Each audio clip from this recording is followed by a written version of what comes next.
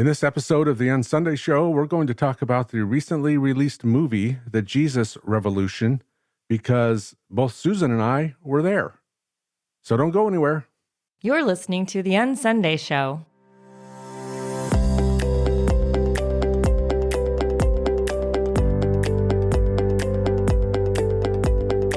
Leaving behind religious obligation to find a more authentic expression of Christ in us. This is the UnSunday show.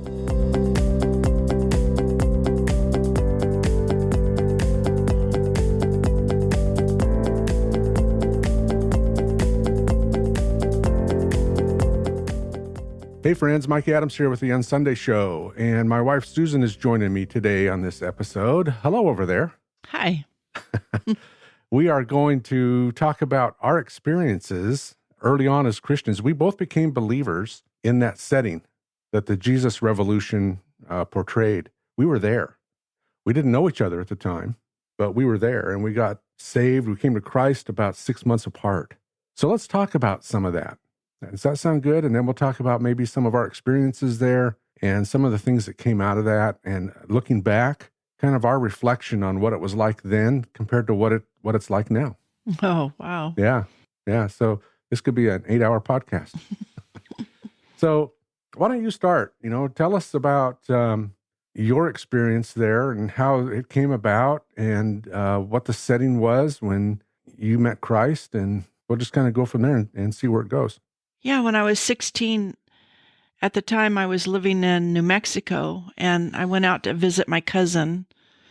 My sister and I did, and my cousin was in college, and I believe he was going to college somewhere in Southern California. I can't remember.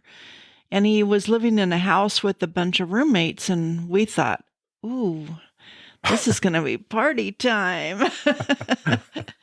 And turns out it wasn't. They were all Christians, and my cousin took us to a concert one night in the tent at Calvary Chapel, and I was like blown away from all the hippies that were there because I was a real, attracted to the hippie movement and the long hair, and I was into the drugs and all of that.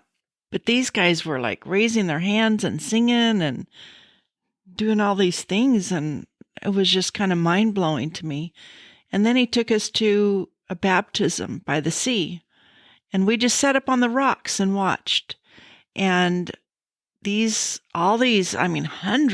of people were congregated on the beach, and they were all singing praises, and Chuck Smith and some other people were out there just baptizing all these hippies coming out one at a time. And, Right. They were all just head out there and getting baptized. And that was the very first time in my life that I was exposed to real love.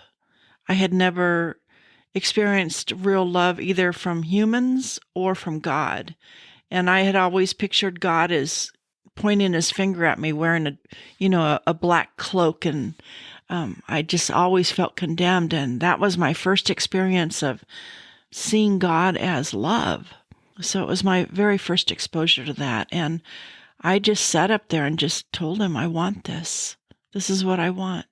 And then later on in the day, my cousin explained to me what salvation was, and I got saved. But that's what was my exposure right there. Mm. And that was that in the summer of 1973? Mm-hmm. Yeah. And you were there in January of 73. Right. I was about 6 months ahead of you. Yeah. Yeah, and my experience was I was a high school dropout. And I was playing music a lot. I played drums at the time. And I was in a couple of different bands. And we would play every Tuesday night at the south rim of the Grand Canyon. We had some little venue there. And so I was supporting myself musically. I was really into music. And my oldest brother came back from the Navy. And I should say, I lived in northern Arizona, extreme northern Arizona, Page, Arizona by Lake Powell. That's where I grew up. And my oldest brother came back from the Navy, and he had become a believer. I didn't know what that meant at the time. But he invited me to this free concert in Southern California. And, of course, it was a concert, it was music, and it was free. So I'm thinking, this is my venue. This is where I belong. So I took him up on the offer to go and ended up going with a bunch of people. There were probably 8 or 10 of us total that traveled together. Looking back, I was the only unbeliever in the group, but I didn't know what that meant at the time. I was just with all these people. And we must have left, we must have driven through the night, because I remember we stopped in Las Vegas for breakfast and we went to a place called Jerry's Nugget. And everybody prayed, and I was really uncomfortable. It really made me feel weird, everybody's praying. And then, one of the security guards or whatever walks over, and he's got a big pistol on his hip, and he comes over to the table and he goes, "Y'all don't think Jerry's Nugget's a church now, do you?"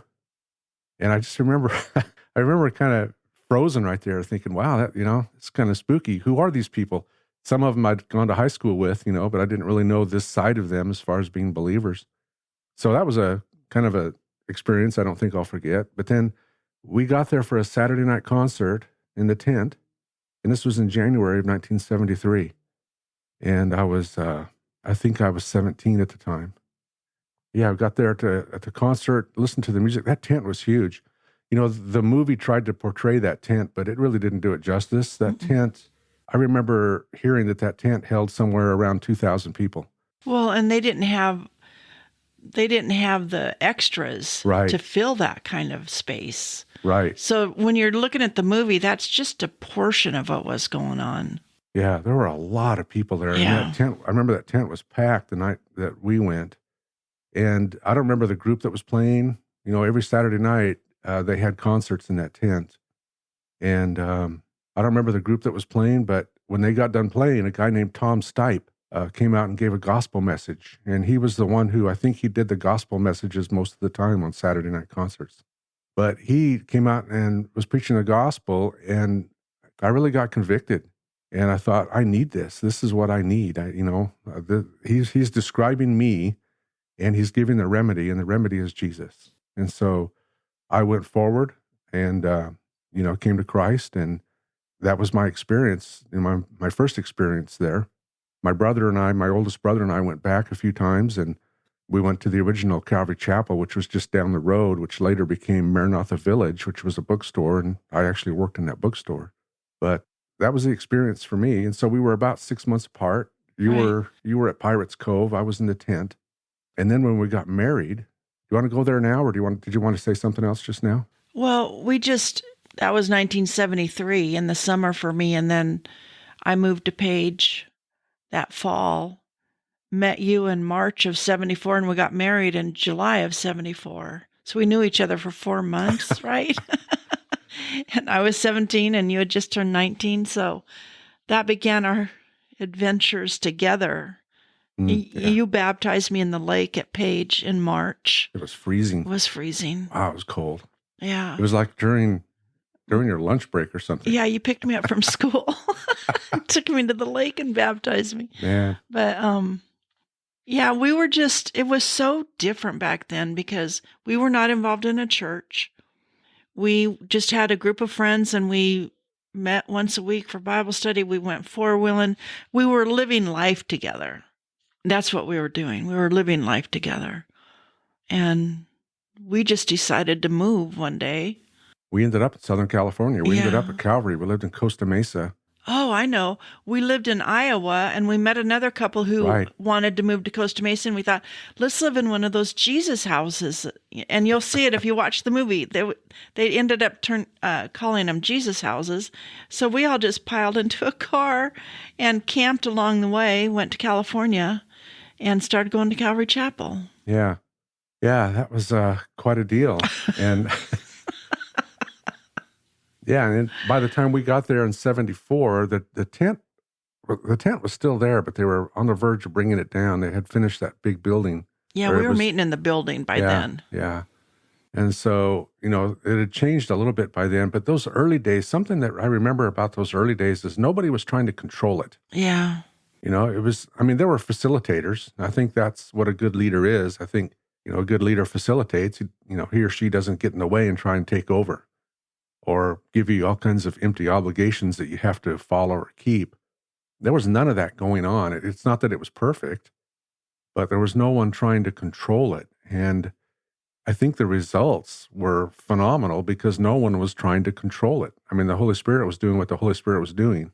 And it was a different environment. There wasn't the wasn't the pressure to become a formal member. There wasn't the pressure to, and get into some kind of discipleship thing. It wasn't there at that Right. time. That came later. And in those early years, it just wasn't that way. And Chuck Smith was he was so real, Yeah. so loving and so kind. And his smile was just genuine, and his love for God. He just like was a reflection of God's love. And I had never, ever met a man who was that kind and that nice before in my life and so full of love. You're talking about an older man, right? Not a 19-year-old. Yeah, it was crazy experience. And I sometimes wonder what it would have been like to stay there, Yeah, me too. but I know they ended up having their problems just like Yep. every organized church does. Yeah. As soon as you institutionalize it, something in it starts to die. But it was really good while we were there. It was extremely good. It was free flowing. It was free moving, and it was just fun. I mean, you bump into different musicians, in different bands, and Well, and the concerts were always free. yes.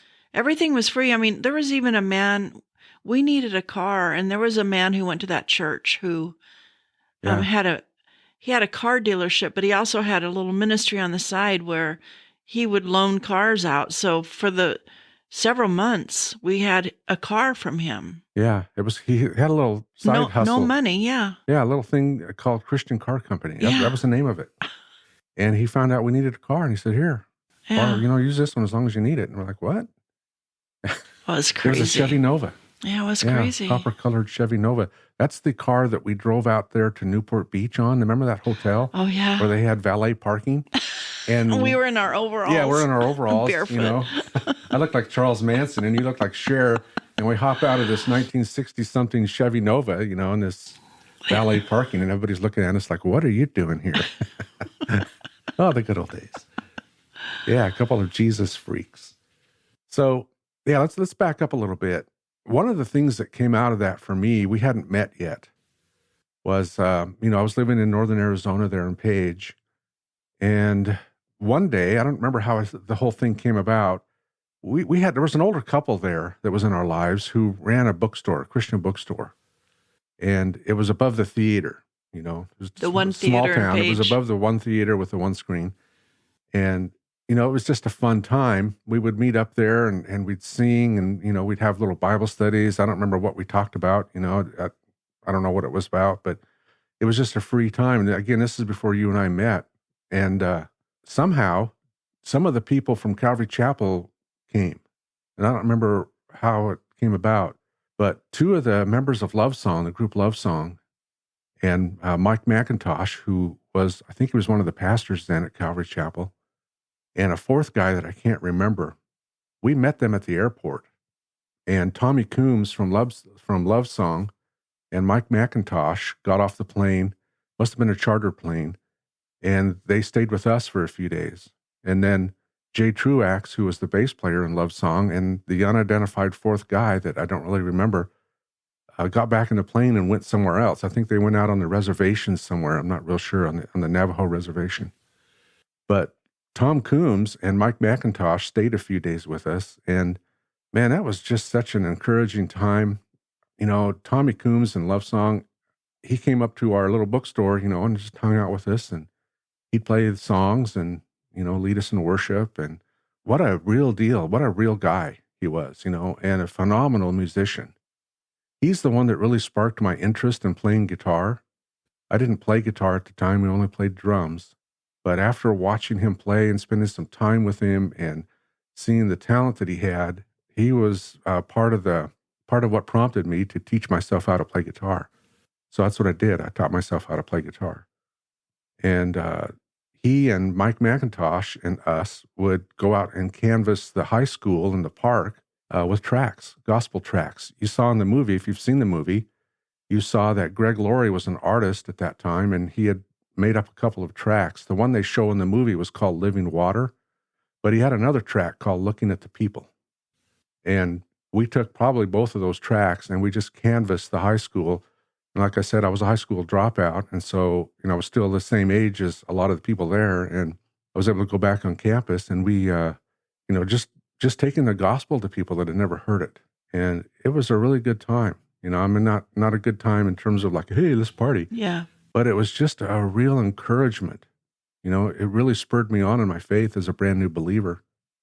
And, it's just one of the experiences. And then later on, after you and I were married, we'd continued to take trips out there in the infamous bus. Oh, yeah. I mean, and our dates consisted of going to the park to witness to people. I knew how to show a girl a good time. Yeah, I mean, it was just so different. You didn't have all the arguing going on, and we weren't saddled with loads of doctrine, Right. We weren't saddled with expectations. And it was just us and Jesus, really. Yeah. Yeah, it was the Holy Spirit just leading us and doing his thing and unencumbered, as it were, Yeah, I honestly wish we would have never gone to church after that, Yeah, me too. I look back on that and that's one of my regrets. Yeah. So let's back up a little bit then again and let's talk about Bethlehem. Oh, yeah. I'm not talking about the town or the city. The group. The musical group. There was a musical group at Calvary called Bethlehem. And after we were married, we invited them out to Page, and they all came. There was like 5 of them. Is that how it happened? Yeah, and we just, they stayed with us. We split them up among our little group. We had one guy staying with us in our trailer. And it wasn't like we paid them all this money to come. No. We just fed them and clothed them, or not clothed them. We fed you guys them did too close. and gave them a place to sleep. And we took them out four-wheeling and showed them all the desert, all the things that we did. But they did a concert for free in the music in the movie theater in Page. Yeah, they did an evangelistic concert. Yeah. Quite a few people showed up, and That's just how it was. It wasn't these organized, tickets go on sale this date and you can come to our concert here. I mean, I recognize people need to make money now, but it was just different back then. It was more free moving and, Yeah. there's a totally different environment. So, we got to meet those guys and, that was another really encouraging experience. Great musicians again. That was fun. Yeah, it was. We got a lot of pictures with them, out and about in the boonies. But the whole atmosphere then was just so different, and you look at it now and you kind of see a point in there, I don't know, 1975, 1976, somewhere in there for me, at least in my opinion, is that it began to institutionalize and become almost a denomination. It just wasn't like the ecclesia is supposed to be. Well, hippies became yuppies. Yeah, that's true too. Became more about that kind of stuff. Yeah, but even within the church, people started to control it. There started to be rules and regulations that went on, as it, just as it incorporated, and it changed. Mm-hmm. But those early years were very rich. They were really good for us. That was the environment we spent a number of years in. Part of that deal too, one more story. This is just before we met too. There was a lot of stuff crammed into my little life between the time that I was 17 and got saved until I met you when I was 18 or 19, whatever it was. You were 18. And we had, back then, it was really popular to have a coffee house ministry. Those were like the thing. We have a coffee house. Come to the coffee house. We never had coffee, though. Yeah, that's the funny thing about the coffee house. We never served coffee. But I moved to Tucumcari, New Mexico, and a few of us started a coffee house in Tucumcari, New Mexico. And it was right on I-40. Back then, Interstate 40 went through town. Now it goes around it. But back then, it went through town. And right on Interstate 40, near one of the intersections where people had to stop, we rented this house. And it became a coffee house, kind of a halfway house. Hitchhikers would come through and we would bring them in and we'd share the gospel with them and feed them and, send them on their way when they were ready to go.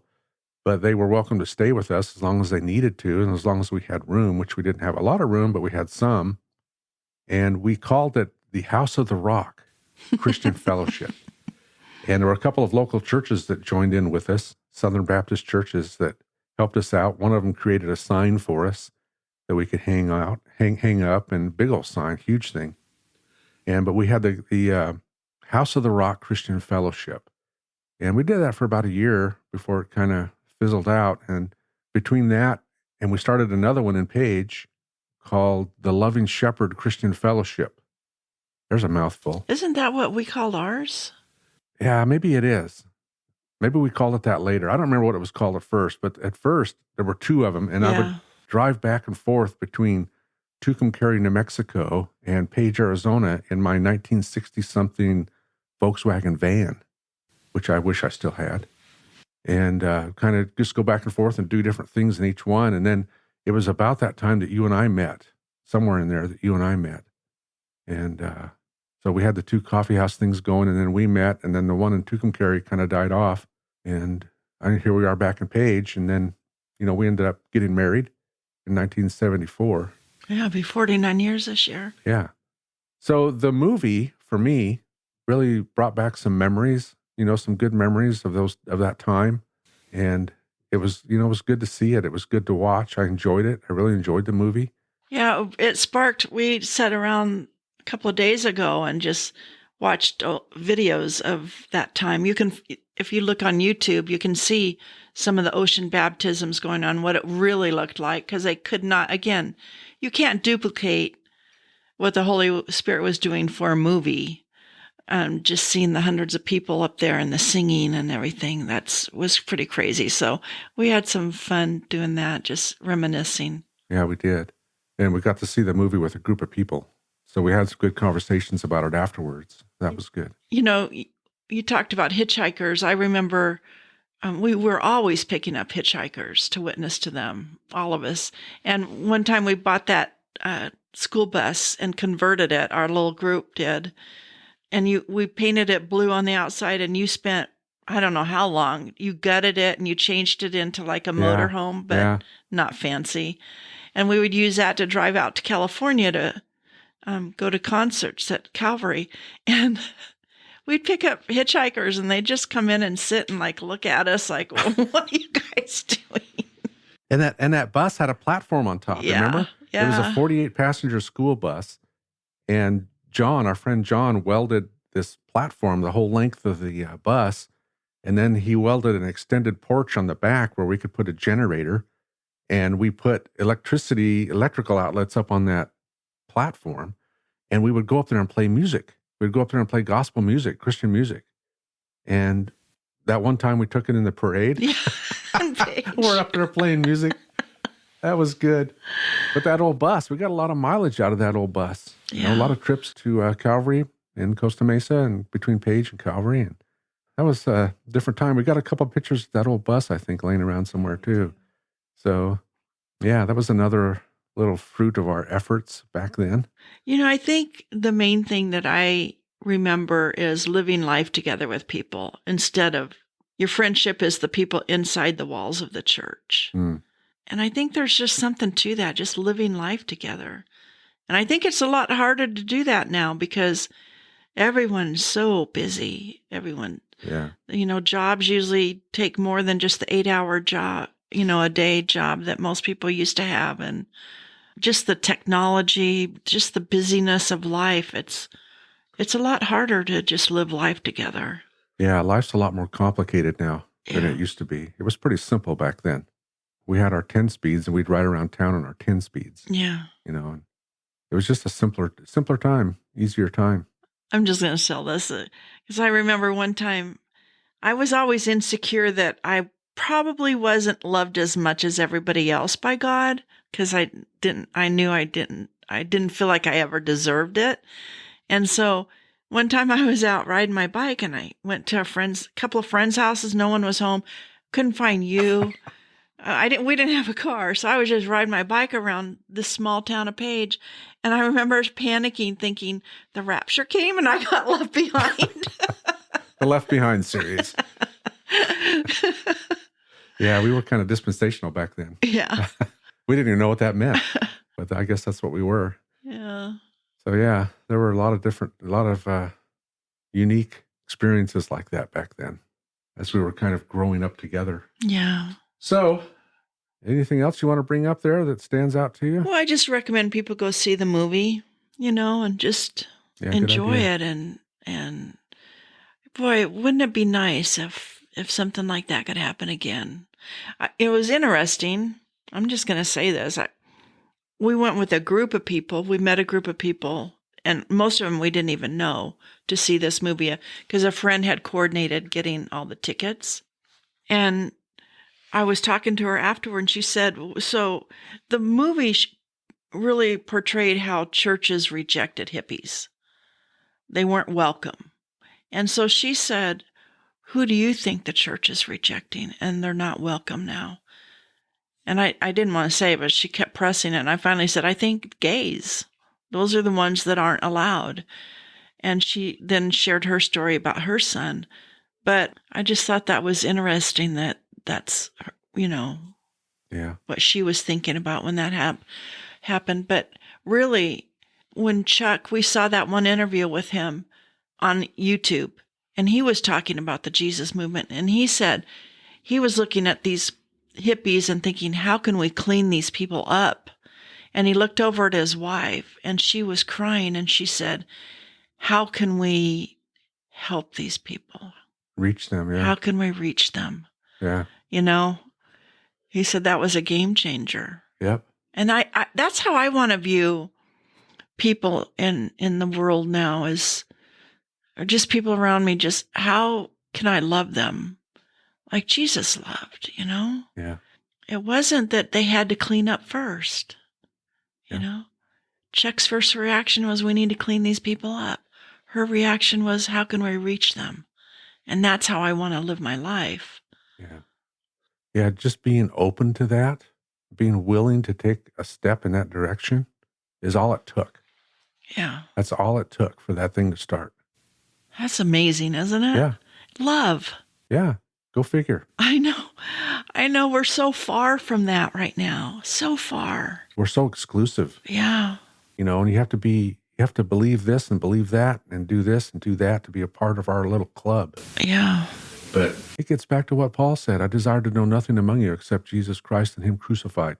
That nailed that time for me. Looking back on it, that was what that was about. Yeah, there was probably doctrinal issues going on and people were disagreeing on things. That's relationships. Mm-hmm. But at the end of the day, Jesus Christ and him crucified is what was happening. And it was faith expressing itself in love. Yeah. And it was unencumbered. When you lay down rules and regulations and, things you have to conform to and different ways you have to be, different things you have to think, that disappears because faith expressing itself in love has a hard time getting through that, has a hard time breaking through. And oftentimes when it does break through, you're rejected because you're not conforming to the system. You're outside the system all of a sudden. That's what happened with us, looking back on it. You're outside the system. Lost so many Yeah. relationships. Yeah. So many. Yeah. So thanks for joining me. Yeah, it was fun. It's always good to chat with the missus. I know it wasn't really content heavy, but I hope people, I think it was very content heavy. This is our experience. This is our story. Yeah, I encourage people to look on. Maybe you could even put a link. I don't know how you do that, but to that one video that showed all the baptisms and stuff. Oh, yeah. Yeah, I'll see if I can find that again. That was that was really amazing. Yeah, that was a good time. All right. Well, thanks everybody for joining us on this episode of the UnSunday Show. And Joe is coming up with our web address. And we'd love to hear from you there. There's a contact form. You can reach out to us anytime. Until next time, take care. Thank you for joining us on the UnSunday Show. To be a part of this ongoing conversation, visit us online at unsunday.com.